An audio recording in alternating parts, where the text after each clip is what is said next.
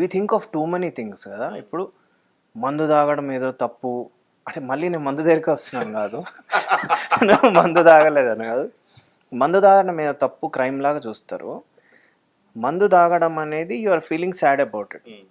బయట సొసైటీలో youngsters I heard so many cases on my own.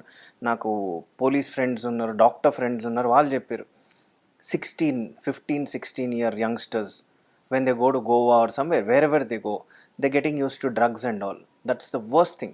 అంత డేంజర్స్ ప్రపంచంలో జరుగుతున్నప్పుడు మందు చాలా బెటర్. నేనైతే చెప్తా, if I had a kid, నాకు పిల్లలు ఉంటే, అరే నువ్వు మందాన్ని ఎంతన్నా తాగరా బాబు, ఈ డ్రగ్స్ జోలికి పోకు, జీవితం అంతా ఖరాబ్ అయిపోతుంది అని చెప్పేటాడు. 100% I would have told that.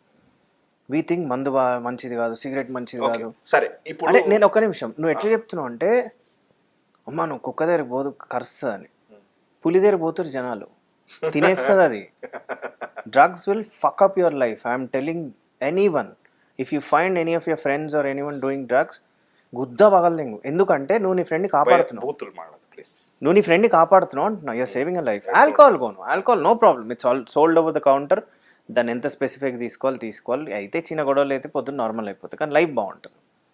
Don't go to most dangerous things. అంతకన్నా డేంజర్ ఖచ్చితంగా దింగుతాడు. నేను ఇది ఒకటి చెప్పాలనుకున్నా, sorry because it was trending.